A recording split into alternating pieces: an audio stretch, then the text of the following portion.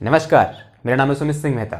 हाजिर है आपके सामने थर्मोडायनेमिक्स से रिलेटेड एक और नया लेक्चर लेके। आज का हमारा है लेक्चर नंबर 7। ओके, तो सबसे पहले डिस्कस कर लेते हैं कि आज के इस लेक्चर में हम किन किन बातों के बारे में डिस्कस करेंगे। हम सबसे पहले पढ़ेंगे कि work done in isothermal process क्या होता है। इससे पिछले वाले लेक्चर में यानी लेक्चर नंबर 6 में हमने आइसोथर्मल प्रोसेस के बारे में डिस्कस कर लिया है। ठीक है, तो आज हम डिस्कस करेंगे कि work done in isothermal process क्या होता है। फिर उसके बाद डिस्कस करेंगे हम क्या वर्क डन इन एडियाबैटिक प्रोसेस क्या होता है, और इस एडियाबैटिक प्रोसेस क्या होती है इसके बारे में भी हमने लेक्चर नंबर 6 में क्या कर रखा है, डिस्कस कर रखा है। आप उस लेक्चर को एक बार देख लीजिए। फिर हम उसके बाद एक क्वेश्चन किसका करेंगे, इस work done in isothermal process का करेंगे, और एक क्वेश्चन किसका करेंगे, वर्क डन इन एडियाबैटिक प्रोसेस का करेंगे। और जो क्वेश्चन होंगे वो क्या होंगे, बहुत इंपॉर्टेंट होंगे, या फिर उन क्वेश्चन की हेल्प से हम इस कॉन्सेप्ट को और बेहतर तरीके से समझ सकते हैं। ओके, नाउ डिस्कस करते हैं सबसे पहले किसकी, work done in isothermal process. तो एकदम खुश मन से लिखिए, हिडन डालिए कि work done in isothermal process. तो हिडन डालिए क्या, work done in isothermal process.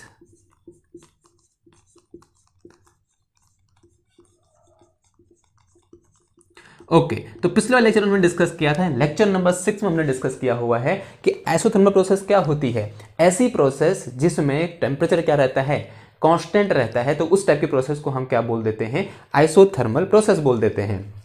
तो since we know in isothermal process, हमने पिछले वाले लेक्चर में पढ़ा हुआ है, लेक्चर नंबर 6 में हमने पढ़ा हुआ है कि सिंस आइसोथर्मल प्रोसेस जो टेम्परेचर T होता है वो क्या होता है, हमारे पास कांस्टेंट होता है, यानी वो चेंज नहीं होता है। अगर टेम्परेचर कांस्टेंट है तो इसका मतलब चेंज इन टेम्परेचर कितना हो जाएगा, 0 हो जाएगा। ठीक है, यानी एक ऐसी प्रोसेस हो रही है जिसमें टेम्परेचर पे चेंज नहीं हो रहा है। तो टेम्परेचर चेंज नहीं होगा तो प्रोसेस है, मतलब वो उस स्टेट क्या हो रही होगी, सिस्टम की स्टेट क्या हो रही होगी, चेंज हो रही होगी। प्रोसेस का मतलब क्या होता है, जब कोई सिस्टम अपनी स्टेट को चेंज करता है तब हम क्या बोलते हैं, उसे क्या बोलते हैं, प्रोसेस हो रही है, या बोलते हैं हम उसको थर्मोडायनेमिक प्रोसेस हो रही है। तो ये कैसी प्रोसेस है, आइसोथर्मल प्रोसेस है। टेम्परेचर यानी क्या है, कांस्टेंट है, तो चेंज क्या हो रहा होगा, वॉल्यूम और प्रेशर चेंज हो रहा होगा। मैं अज्यूम कर लेता हूं कि मेरे पास कोई एक प्रेशर, एक प्रोसेस है जिसमें क्या हो रहा है, वॉल्यूम और प्रेशर चेंज हो रहा है, लेकिन टेम्परेचर क्या है, कांस्टेंट है। मैं इस टाइप की प्रोसेस को क्या कर सकता हूं, एक पीवी डायग्राम की हेल्प से भी रिप्रेजेंट कर सकता हूं। देखो कैसे, मैंने अज्यूम कर लिया कि मेरे पास क्या है, वर्टिकल एक्सिस में क्या है, प्रेशर है, और हॉरिजॉन्टल एक्सिस में क्या है, वॉल्यूम है। ये क्या है, यहाँ पर प्रेशर है, और ये क्या है, मेरे पास वॉल्यूम है। अभी क्या हो रहा है, आइसोथर्मल एक्सपेंशन हो रहा है। अब आइसोथर्मल एक्सपेंशन में क्या होगा, आइसोथर्मल यानी टेम्परेचर क्या रहेगा, कांस्टेंट रहेगा, लेकिन प्रेशर और वॉल्यूम क्या करेगा, इंक्रीज, प्रेशर और वॉल्यूम क्या करेगा, चेंज होगा।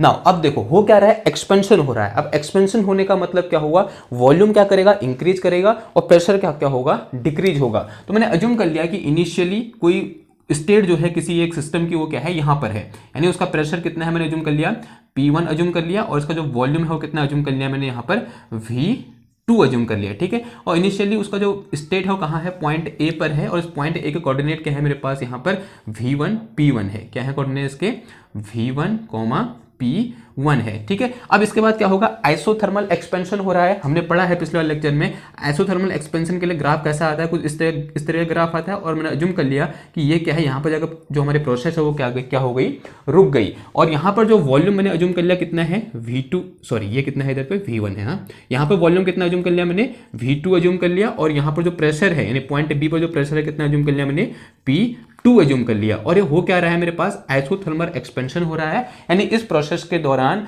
जो टेम्परेचर है वो कांस्टेंट है, लेकिन वॉल्यूम और प्रेशर दोनों क्या हो रहे हैं, चेंज हो रहे हैं। तो इस प्रोसेस के दौरान कितना वर्क डन होगा, मुझे क्या करना है, फाइंड करना है। ठीक है, अब यहां पर एक्सपेंशन हो रहा है तो वर्क कौन करेगा, गैस वर्क कर रही होगी। ठीक है, क्या हो रहा है, यहाँ पर एक्सपेंशन हो रहा है, यानी अगर किसी सिलेंडर में गैस भरी है, अगर वो एक्सपेंड करेगी यानी वर्क कौन कर रहा है, गैस वर्क कर रही है। ठीक, किस पर, सराउंडिंग पर। ओके, तो हम जानते हैं अगर किसी सिस्टम का वॉल्यूम V1 से V2 चेंज होता है, since we know work done change volume from V1 to V2। ठीक है, किसी सिस्टम के वॉल्यूम को V1 से V2 चेंज करने में कितना वर्क किया जाता है, since we know W is equal to क्या होता है हमारे पास, इंटीग्रेशन P dV कहाँ से कहाँ, लिमिट V1 से V2। ये क्या, ये हमने पढ़ा हुआ है, हमने पढ़ा था कि वर्क डन इन थर्मोडायनेमिक सिस्टम या वर्क डन इन थर्मोडायनेमिक्स में हमने लेक्चर नंबर 2 या 3 में एक है, मुझे डिस्क्रिप्शन में दे दूंगा उसका लिंक, उसे वहां देखोगे तो आपको पता चलेगा कि वर्क डन इन थर्मोडायनेमिक सिस्टम कितना होता है। इतना होता है जब वॉल्यूम, किसी सिस्टम का वॉल्यूम V1 से कितना चेंज होता है, V2 चेंज होता है। तो इस आइसोथर्मल प्रोसेस में हम अज्यूम कर रहे हैं कि किसी एक सिस्टम का जो वॉल्यूम है वो कहां से कहां V1 से V2 चेंज हो रहा है, लेकिन कैसे चेंज हो रहा है, आइसोथर्मली चेंज हो रहा है। कैसे चेंज हो रहा है, आइसोथर्मली चेंज हो रहा है, यानी इस प्रोसेस के दौरान टेम्परेचर क्या है, कांस्टेंट है। तो इतना पता है हमको, so it is from equation number 1। Now since we know, now from the equation of ideal gas हम क्या जानते हैं, we know equation of ideal gas क्या होती है हमारे पास, PV is equal to nRT होती है। क्या होती है, PV is equal to nRT। यहां P क्या है, प्रेशर है, V क्या है, वॉल्यूम है, N क्या है, नंबर ऑफ मोल है, R क्या है हमारे पास, गैस कांस्टेंट है, और जो T है ये क्या है, टेम्परेचर है। अब देखो N क्या होता है, number of mole of gas क्या रहेगा, कांस्टेंट रहेगा। R क्या है हमारे पास, यहां पर गैस कांस्टेंट है, यूनिवर्सल गैस कांस्टेंट है, ये भी क्या रहेगा, कांस्टेंट रहेगा। टेम्परेचर कैसी प्रोसेस है, आइसोथर्मल प्रोसेस है, यानी टेम्परेचर भी क्या रहेगा, कांस्टेंट रहेगा। यानी N constant, R constant, T constant, तो ये पूरा का पूरा टर्म क्या हो जाएगा, कांस्टेंट हो जाएगा। तो मैं इसको क्या लिख सकता हूं, PV इज इक्वल टू क्या लिख सकता हूं, मैं इसको सम कांस्टेंट लिख सकता हूं। लेट अस से दिस कांस्टेंट इज K। मैंने अज्यूम कर लिया कि वो कांस्टेंट क्या है हमारे पास, यहां पर K है। या तो मैं ये लिखूं, say it is some equation number 2 and say it is some equation number 3। इसे मैंने क्या बोला, इक्वेशन नंबर 2, इसे मैंने कहा इक्वेशन नंबर 3। यहां पर K N R T की जो क्या पुट कर दिया हमने, यहां पर सिंपल K पुट कर दिया। इतनी बात क्लियर हुई। नाउ अगर मैं यहां से क्या निकालूं, अब P निकाल दूं, तो P इक्वल टू क्या आ जाएगा, फ्रॉम इक्वेशन 3, फ्रॉम इक्वेशन 3। अब इक्वेशन 3 से देखो, यहां से P इज इक्वल टू क्या आ जाएगा मेरे पास, K constant divided by V। क्या आ गया, P इज इक्वल टू क्या आ गया, K अपॉन V आ गया। देखो यहाँ V मल्टीप्लाई में जगह कहाँ जाएगा, डिवाइड में आ जाएगा। अब एक काम करो, इस P की वैल्यू को यहां से उठाकर इक्वेशन 1 में पुट कर दो, putting it in equation number 1। ठीक है, पुटिंग इट इन इक्वेशन 1, इसे यहां से उठाओ और इक्वेशन 1 में पुट कर दो। देखो फटाफट पुट करो, क्या मिल जाएगा, देखो। ओके, इसे में डाल लेते हैं। Okay, putting it in equation number 1, तो ऐसा W इक्वल टू क्या आ जाएगा हमारे पास, इंटीग्रेशन लिमिट V1 से V2। P की जो क्या पुट करना है, K अपॉन V पुट करना है। K क्या है, सम कांस्टेंट, V क्या है, वॉल्यूम, एंड मल्टीप्लाई में कितना आ गया, यहाँ पर dV आ गया। तो ऐसे W is equal to K क्या है, कांस्टेंट, इंटीग्रेशन के कहाँ आ जाएगा, बाहर आ जाएगा। ठीक है, तो K कांस्टेंट इंटीग्रेशन से बाहर आ गया।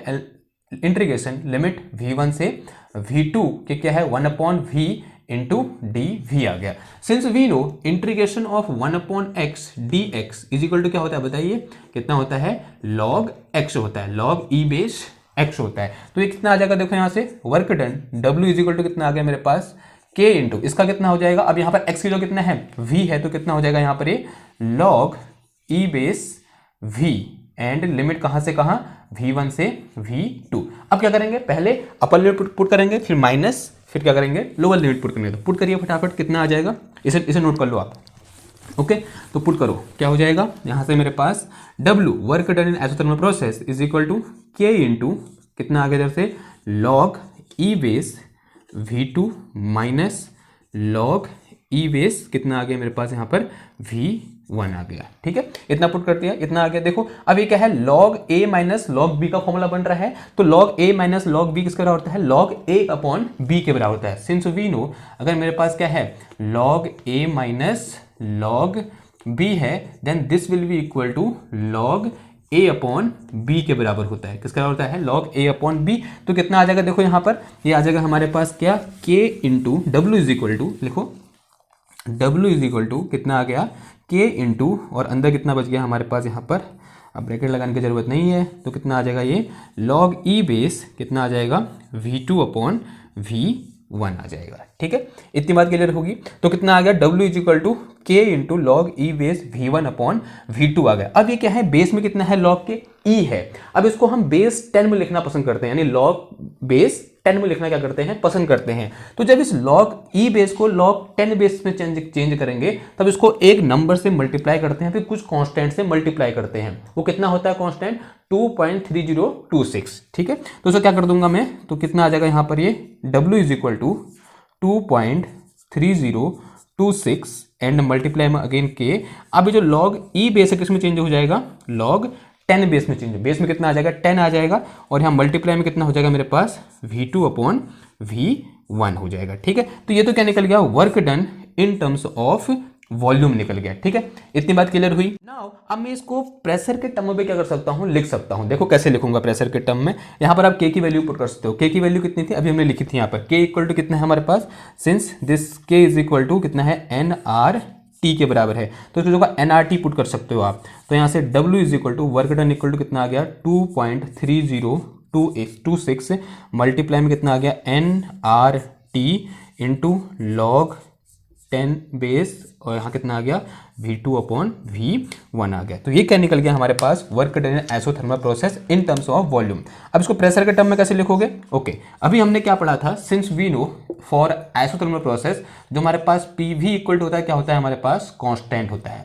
PV इक्वल टू क्या होता है, कांस्टेंट होता है। अगर PV इक्वल टू कांस्टेंट है तो इसका मतलब जो P1 V1 होगा वो भी क्या होगा, कांस्टेंट होगा, और एक किसके बराबर होगा, P2 V2 के बराबर, क्योंकि यहाँ पर इस प्रोसेस के दौरान हमारा प्रेशर P1 से P2 चेंज हो रहा है, वॉल्यूम V1 से V2 चेंज हो रहा है। अगर P और V का जो प्रोडक्ट है वो कांस्टेंट है, तो कहीं पर भी किसी भी जगह पर P और V का जो प्रोडक्ट होगा वो क्या रहेगा, कांस्टेंट रहेगा। तो इसका मतलब P1 V1 किसके बराबर होगा, P2 V2 के बराबर होगा, वो भी किसके बराबर होगा, इस कांस्टेंट K के बराबर होगा। ठीक है, तो अगर मैं यहाँ से इसको लूँ, इतना लूँ, तो क्या हो जाएगा, देखो यहाँ से P1 upon V1 sorry P1 upon P2 is equal to कितना हो जाएगा मेरे पास, V2 अपॉन V1 आ जाएगा। ठीक है, तो यहाँ से V2 अपॉन V1 के जो क्या पुट कर सकता हूँ मैं, P1 अपॉन P2 पुट कर सकता हूँ। देखो यहाँ से वैल्यू उठाओ, now so it is some equation number, कितना बोल दिया मैंने इसे, इक्वेशन नंबर कितना बोल दो इसको, 3 बोल दो, सॉरी 4 बोल दो, ये इक्वेशन नंबर 4 है। नाउ इक्वेशन 4 बिकम, यहाँ पर लिखिए, नाउ इक्वेशन 4 बिकम, इक्वेशन 4 क्या बन जाएगी, आप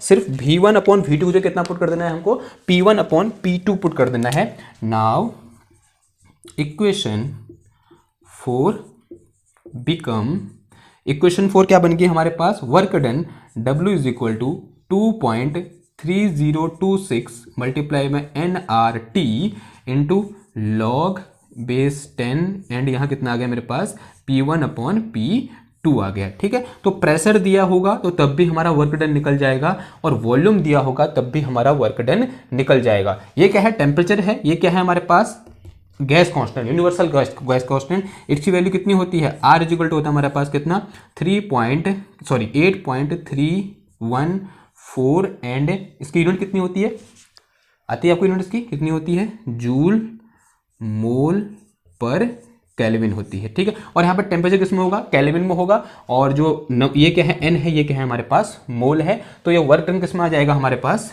जूल में आ जाएगा। ठीक है, वर्क डन किस में आएगा हमारा, जूल में आएगा। ठीक, तो क्या हुआ, जब ये आइसोथर्मल प्रोसेस पॉइंट ए से पॉइंट बी पर गई तो कितना वर्क करना पड़ा, इतना वर्क करना पड़ा, तो ये क्या हो गया हमारे पास, work done in isothermal process. अब इससे रिलेटेड एक क्वेश्चन कर लेते हैं, आप इसे नोट करिए, मैं यहाँ पर क्वेश्चन नोट करता हूँ। ठीक है, ओके, क्वेश्चन दे रखा हमको क्या, calculate the work done in an isothermal process of 2 mole of an ideal gas from a volume 4 litre to the 16 litre at 0 degree Celsius. कितना टेम्परेचर है, 0 डिग्री सेल्सियस टेम्परेचर है, और आइसोथर्मल क्या हो रहा है, यहाँ पर एक्सपेंशन हो रहा है, क्योंकि वॉल्यूम क्या कर रहा है, इंक्रीज कर रहा है, कहाँ से कहाँ, 4 लीटर टू 16 लीटर। तो ये क्या दिया है हमको यहाँ पर, ये V1 दिया है, और ये क्या दिया है हमको यहाँ पर, V2 दिया हुआ है। ठीक, और किस में दिया हुआ है, लीटर में दिया हुआ है, और यहाँ पर n भी दिया हुआ है। n कितना दिया हमको, देखो 2 मोल दिया हुआ है। ठीक है, 2 मोल्स क्या दिया हुआ है, n दिया है, और V1 कितना दे रखा है हमको यहाँ पर, 4 लीटर दे रखा है। कितना दे रखा है, 4 लीटर। इसको अगर मीटर क्यूब में चेंज करो कितना हो जाएगा, ये 4 × 10⁻³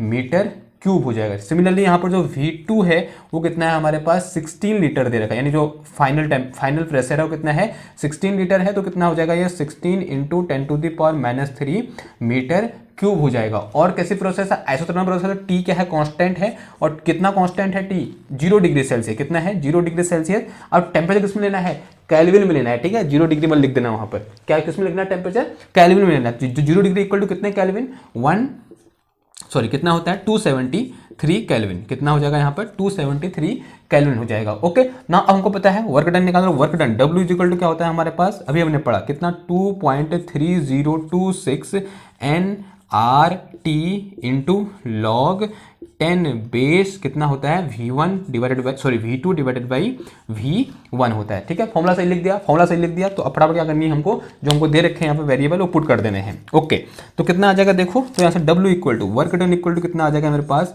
2.3026 मल्टीप्लाई में एन की जो कितना दे रखा है 2 दे रखा है, 2 मोल, और आर की जो कितना है हमारे पास अभी हमने पढ़ा कितना है, आर इक्वल टू कितना होता है गैस कांस्टेंट। तो गैस कांस्टेंट की वैल्यू कितनी होती है 8.314 joule mole inverse kelvin inverse, and multiply में टेम्परेचर कितना है मेरे पास 273 केल्विन है, और यहाँ कितना आ गया मेरे पास ये log 10 base V2 upon V1। V2 की वैल्यू कितनी है मेरे पास यहाँ पर 16 लीटर, या फिर 16 into 10 to the power -3 metre cube divided by कितना है 4 इंटू 10 टू द पावर -3। देखो इससे ये क्या होगा कैंसिल, और इससे कितने बार कैंसिल हो गया 4 बार।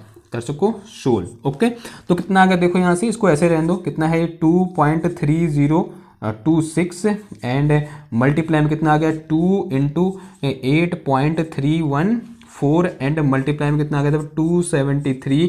अब ये कितना आ गया था पर इंटू लॉग 10 बेस, ये क्या है मेरे पास 4 है, इस 4 का लिखता हूँ मैं 2 की पावर 2 लिख सकता हूँ, 4 का लिखता हूँ मैं 2 की पावर 2। अब हम जानते हैं फ्रॉम प्रॉपर्टी ऑफ लॉग, अगर मेरे पास क्या है log 10 बेस a की पावर b है, तो इसको क्या लिखता हूँ मैं b log 10 बेस a लिख सकता हूँ। तो ये 2 जो यहाँ से उठकर कहाँ जाएगा, इधर मल्टीप्लाई में आ जाए, तो कितना हो जाएगा देखो ये 2.3026 multiply by 2 into 8.314 into 273 multiply में कितना आ गया, ये 2 इधर आ गया, 2 इंटू कितना आ जाएगा ये log 10 बेस 2 आ जाएगा। ठीक है, अब सिंस वी नो जो log 10 बेस 2 होता है किसके बराबर होता है 0.3010 के बराबर होता है। ठीक है, कितना होता है 0.3010। अगर ये एग्जाम में आएगा तो इसकी वैल्यू आपको दी होगी, या तो इसकी वैल्यू दी होगी या फिर log 4 की वैल्यू दी होगी। ठीक है, ये दिया होता है, अक्सर क्या होता है दिया होता है। ठीक है, एग्जाम में तो इसकी वैल्यू कितनी होती है 0.3010 होती है, तो वैल्यू पुट करो आंसर निकल जाए, कितना आ जाएगा ये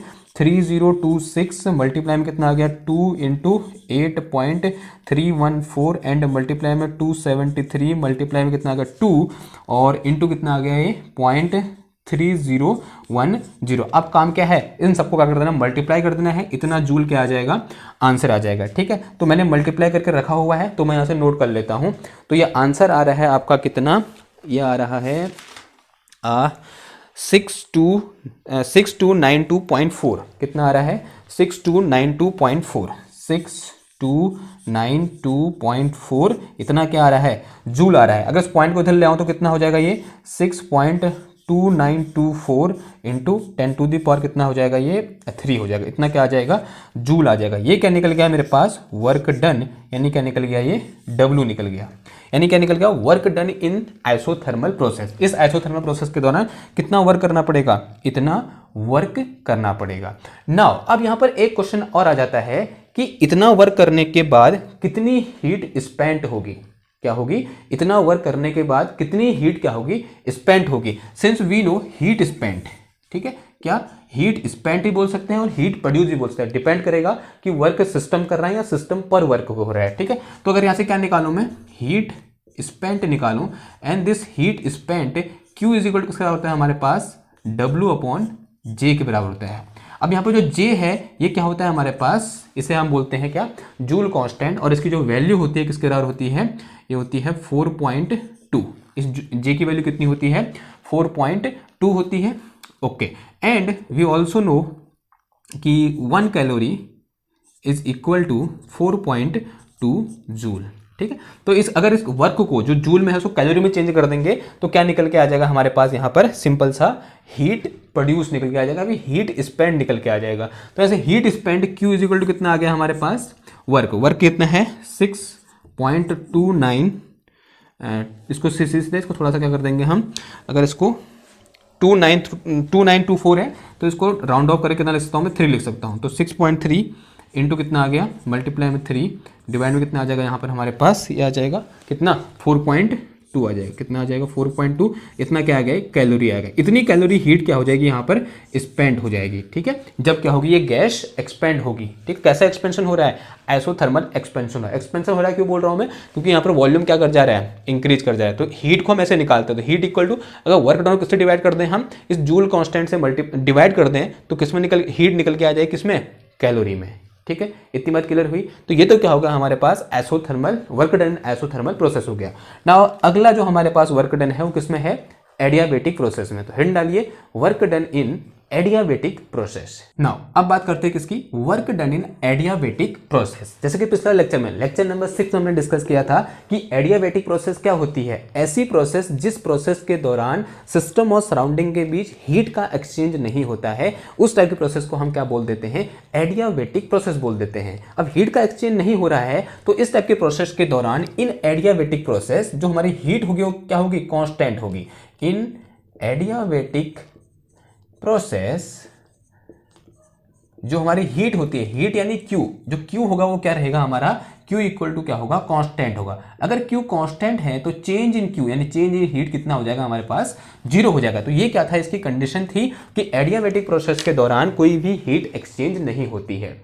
तो प्रोसेस हो रही है तो चेंज क्या होता है, तो एडियाबेटिक प्रोसेस के दौरान टेम्परेचर भी चेंज होता है, वॉल्यूम भी चेंज होता है और प्रेशर भी चेंज होता है। सिर्फ हीट चेंज नहीं होती है, यानी हीट का एक्सचेंज नहीं होता है सिस्टम और सराउंडिंग के बीच। तो इस टाइप की प्रोसेस के लिए वर्क डन कैसे फाइंड करेंगे, फिर वर्क डन कितना होगा वही हमें क्या करना है, फाइंड करना है। ठीक है, ओके। तुम अज्यूम कर लेता हूं कि मेरे पास क्या है, एक प्रोसेस है। कैसी प्रोसेस है, एडियाबेटिक प्रोसेस है। उस प्रोसेस के दौरान किसी गैस का या किसी सिस्टम का टेम्परेचर और वॉल्यूम क्या हो रहा है, चेंज हो रहा है। और उस चेंज इन टेम्परेचर और वॉल्यूम को मैं किससे रिप्रेजेंट कर सकता हूं, एक पीवी डायग्राम से रिप्रेजेंट कर सकता हूं। तो फॉर एन एडियाबेटिक प्रोसेस, किसी एक एडियाबेटिक प्रोसेस के लिए मैंने अज्यूम कर लिया कि मेरे पास कुछ इस टाइप का है, कोई ग्राफ दिया हुआ है, ये क्या है, P है और ये क्या है, प्रेशर है, ये वॉल्यूम है, ये वॉल्यूम है, ये क्या है, प्रेशर है। और कैसा हो रहा है, एडियाबेटिक एक्सपेंशन हो रहा है। यानी एडियाबेटिक एक्सपेंशन होने का मतलब क्या हुआ, वॉल्यूम इंक्रीज करेगा और प्रेशर क्या करेगा, डिक्रीज करेगा। मैंने अज्यूम कर लिया इनिशियली जो सिस्टम था वो इस स्टेट में था, स्टेट A पर था। और यहाँ पर जो प्रेशर है, मैंने वॉल्यूम है कितना अज्यूम कर लिया, V1 अज्यूम कर लिया, और प्रेशर कितना अज्यूम कर लिया, इसका P1 अज्यूम कर लिया। ठीक है, तो यहाँ पर क्या है, प्रेशर P1 है और जो हमारे पास वॉल्यूम है वो कितना है, अज्यूम कर लिया मैंने, V1 अज्यूम कर लिया है। फिर यहाँ से क्या हुआ, एडियाबेटिक एक्सपेंशन हुआ। अब मैं ग्राफ ऐसा क्यों बना रहा हूँ, क्योंकि हमने पिछले लेक्चर में डिस्कस किया हुआ है कि एडियाबेटिक एक्सपेंशन के लिए ग्राफ कैसा होगा, कुछ इस टाइप का ग्राफ होगा। हमने ये लेक्चर नंबर 6 में डिस्कस कर रखा है। ठीक है, आप उसको देख लीजिए एक बार। और यहाँ पर मैंने अज्यूम कर लिया फाइनल पॉइंट है वो कौन सा है, B पॉइंट है। और यहाँ पर जो थर्मोडायनेमिकल कोऑर्डिनेट है, यहाँ प्रेशर और वॉल्यूम है, वो क्या है हमारे पास, V2 और P2 है। तो यहाँ पर ये क्या है, मैंने अज्यूम कर लिया, यहाँ पर फाइनल वॉल्यूम इसका V2 है और इसका जो इनिशियल वॉल्यूम फाइनल जो प्रेशर है वो कितना है मेरे पास, P2 है। तो इस तरीके से यहाँ पर क्या हो रखा है, ये एडियाबेटिक एक्सपेंशन हो रखा है। और इस एक्सपेंशन के दौरान कितना वर्क होगा वो हमें क्या करना है, फाइंड करना है। नाउ सिंस वी नो, अगर किसी सिस्टम का वॉल्यूम V1 से V2 चेंज होता है, तब वॉल्यूम को V1 से V2 चेंज होने में कितना वर्क किया जाता है ये हमने फाइंड कर रखा है, या फिर इसके लिए डेरिवेशन हमारे पास पहले से पता है हमको, हमने वर्क डन इन थर्मोडायनेमिक्स में पढ़ रखा है। ओके, तो हम जानते हैं since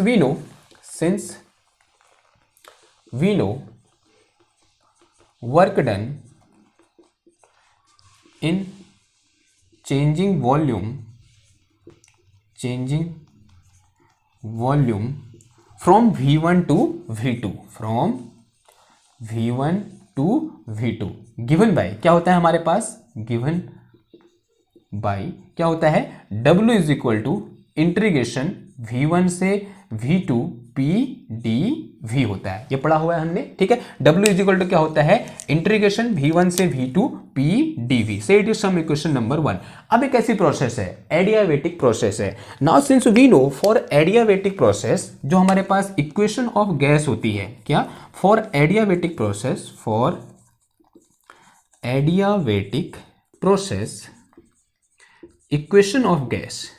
equation of ideal gas ही बोलते हैं। फिर इक्वेशन ऑफ गैस क्या होती है हमारे पास, PV की power gamma is equal to constant K।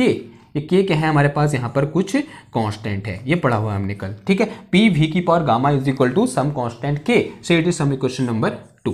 Okay, ये रिलेशन हमको क्या होता है, पता होता है कि अगर हमारे पास कोई एक एडियाबेटिक प्रोसेस है और किसी एक पॉइंट पर उसका प्रेशर P है और वॉल्यूम V है, तो जो PV की पावर गामा होता है किसके बराबर होता है, कांस्टेंट होता है।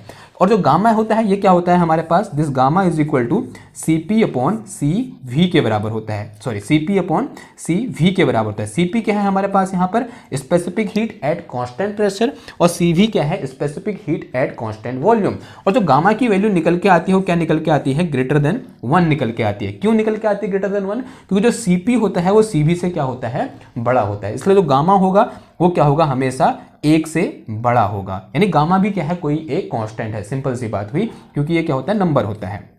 नाउ अब देखो, अब यहां पर क्या हो रहा है, प्रेशर और वॉल्यूम P1 V1 से P2 V2 में क्या हो रहे हैं, चेंज हो रहे हैं। तो अगर किसी एक पॉइंट पर प्रेशर और वॉल्यूम की पावर गामा का जो प्रोडक्ट है वो कांस्टेंट है, तो इसका मतलब क्या हुआ कि जो P1 V1 की पावर गामा होगा वो किसके बराबर होगा, P2 V2 की पावर गामा के बराबर होगा।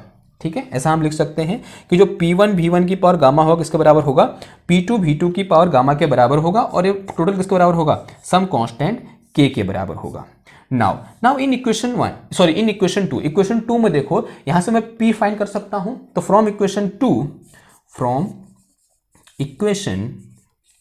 मेरे पास क्या निकल के आ जाएगा, P इज इक्वल टू क्या लिख सकता हूं मैं, यहां से मैं लिख सकता हूं सम कांस्टेंट K डिवाइड में कितना आ जाएगा, V की पावर गामा आ जाएगा। ठीक है, so it is some equation number 3। Now again putting equation number 3 in equation number 1। इस इक्वेशन 3 को कहां पुट कर दो, इक्वेशन 1 में पुट कर दो। क्या बोल देंगे यहां पर हम, पुटिंग इक्वेशन 3 इन 1। इक्वेशन 3 को उठाओ और 1 में पुट करो। देखो इक्वेशन 1 क्या बन जाएगी, W इज इक्वल टू क्या आ जाएगा मेरे पास, इंटीग्रेशन कहां से कहां, लिमिट V1 से V2। अब P की जो कितना पुट करना है, K अपॉन V की पावर गामा, क्या K अपॉन V की पावर गामा एंड मल्टीप्लाई में कितना आ गया पर dV आ जाएगा। तो यहाँ से W is equal to work done equal to कितना हो जाएगा बताओ, एक K क्या है, कांस्टेंट है, बाहर आ जाएगा इंटीग्रेशन से, तो यहाँ से W is equal to K तो कांस्टेंट है, और अंदर कितना बच गया, लिमिट V1 से V2। अब ये ऊपर आएगा हो जाएगा V की पावर माइनस गामा हो जाएगा। ठीक है, V की पावर माइनस गामा, ये ऊपर आया यानी नीचे था, ऊपर आया तो कितना आएगा, माइनस आ गया, तो कितना आ जाएगा यहाँ पर dV आ जाएगा। ओके, अब इंटीग्रेशन कर दो, कैसे करोगे इंटीग्रेशन, तो यहाँ से W इज इक्वल टू कितना हो गया, K into, now since we know, अगर मैं यहाँ पर थोड़ा सा लिख देता हूँ, ठीक है, अगर आपको उतना पता नहीं है इंटीग्रेशन के बारे में, कभी कभी नहीं होता है, कोई बात नहीं, तो कितना आ जाएगा, अगर x की पावर n dx का इंटीग्रेशन करो तो कितना हो जाएगा, ये x की power n plus 1 divided by n plus 1 इतना होता है। ठीक है, और प्लस c भी आता है, उसे रहने दो। ओके, तो क्या होता है, x की power n plus 1 divided by x की पावर n। अब यहाँ पर n की जो कितना है, माइनस गामा है, तो कितना आ जाएगा, देखो इंटीग्रेशन, तो क्या है, v की पावर कितना आ जाएगा, माइनस गामा प्लस 1 आ जाएगा, और नीचे कितना आ जाएगा डिवाइड में, माइनस गामा प्लस 1 आ जाएगा। ठीक है, और लिमिट कहाँ से कहाँ हो जाएगी, अगेन यहाँ पर V1 से V2 हो जाएगी। अब एक काम करो, इसको बाहर ले लो, तो कितना आ जाएगा, ये W is equal to K upon 1 minus gamma हो गया, ये क्या आ गया यहाँ पर, 1 माइनस गामा आ गया। ओके, नाउ अंदर कितना बच गया, देखो ये क्या है मेरे पास, V की पावर, ओके पहले क्या करोगे, अपर लिमिट, फिर क्या करोगे, लोअर लिमिट, तो कितना आ जाएगा यहाँ पर, ये V2 की पावर कितना आ जाएगा, माइनस का गामा प्लस 1, फिर माइनस कितना आ गया, V1 की पावर माइनस का गामा प्लस 1 आ गया। ठीक है, इतनी बात क्लियर हुई। नाउ ओके, अब देखो कुछ मिटाना पड़ेगा मेरे को, इसको फर्दर सॉल्व करने के लिए इधर मिटा देते हैं, इसे नोट कर लो यहाँ तक आप।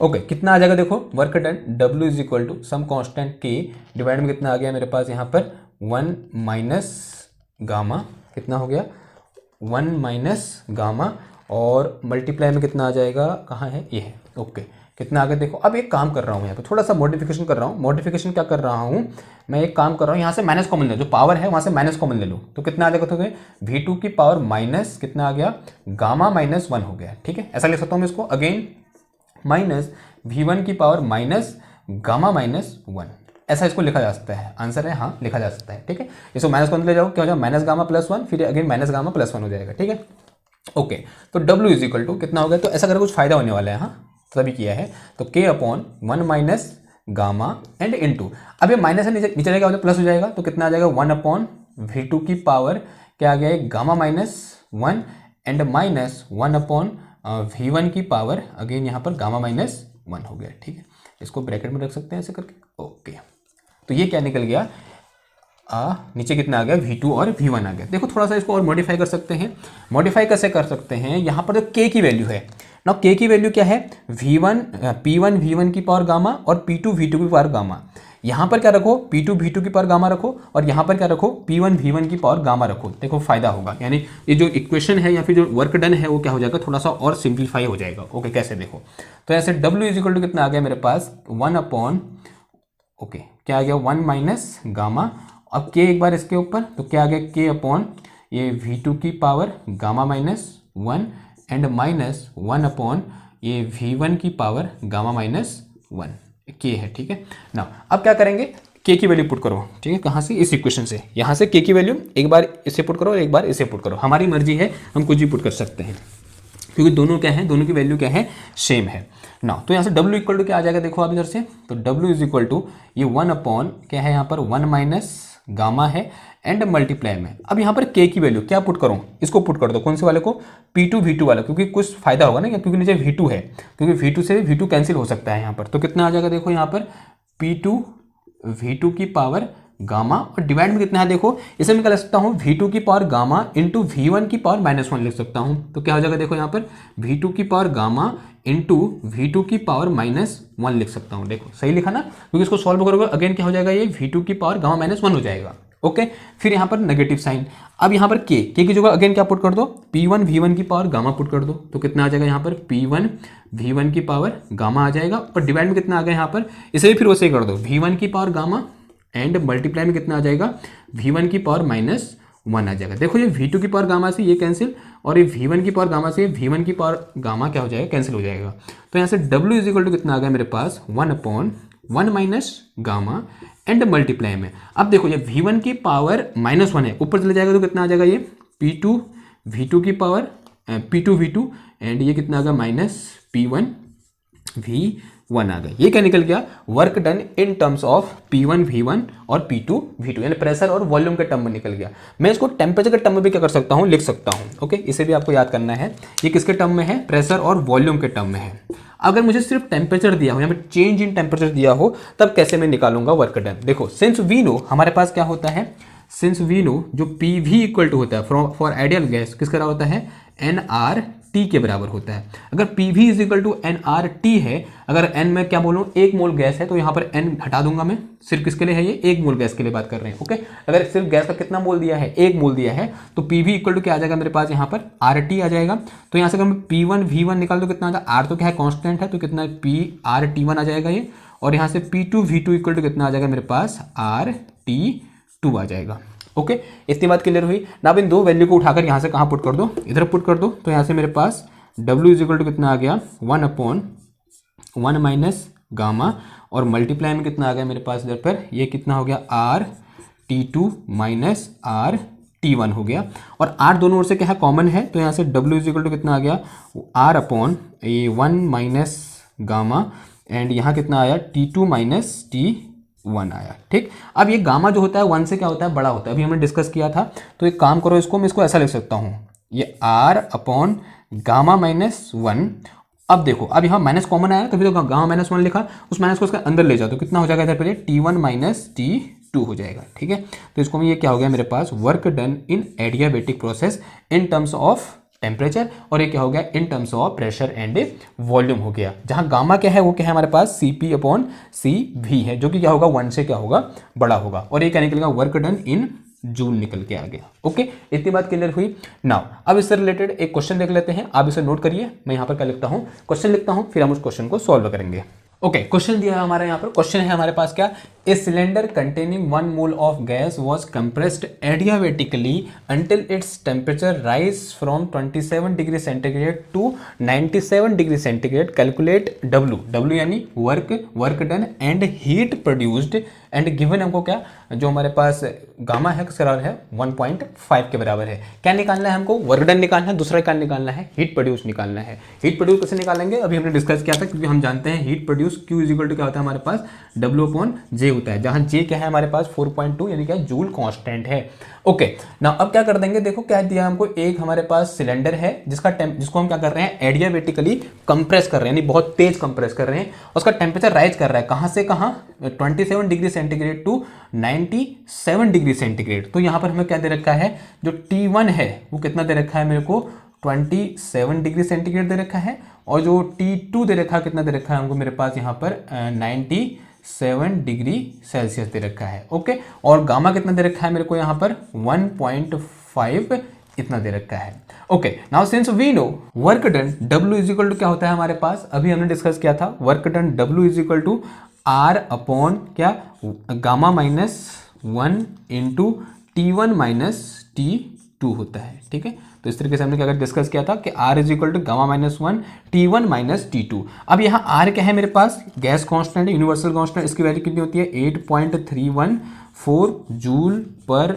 मोल एंड मोल केल्विन इतनी होती है, ये गामा है। और T1 कितना दिया है 27 डिग्री सेंटीग्रेड। अब इसको किस में चेंज करेंगे हम, केल्विन में चेंज करेंगे। T1 इक्वल टू कितना हो जाएगा देखो, तो T1 इक्वल टू कितना हो जाएगा 273 प्लस का कितना आ जाएगा ये 27 आ जाएगा, तो कितना हो जाएगा ये 300 केल्विन हो जाएगा। और यहाँ से T2 इक्वल टू कितना आ जाएगा ये 273 प्लस का 97 यानी कितना आ गया यहाँ पर 0, और ये कितना आ गया 8 यानी 7, और ये कितना आ गया 370 केल्विन आ गया। ठीक है, ये क्या निकल गया T1, ये क्या निकल गया T2, वैल्यू पुट कर दो कितना आ जाएगा देखो, work done W is equal to 8.314 divide में कितना गामा की वैल्यू कितनी है 1.5 माइनस 1, और T1 की वैल्यू कितनी है हमारे पास यहाँ पर 300 एंड माइनस कितना है हमारे पास 37। ओके, अब इसे सॉल्व कर देंगे, सॉल्व करके कितना आ जाएगा देखो, ये आ जाएगा मेरे पास ऊपर तो ऐसे रहा 8.314, और ये कितना आ जाएगा यहाँ पर सॉल्व करके 0.5 आ गया ये, और ये कितना आ जाएगा देखो माइनस का कितना आ जाएगा ये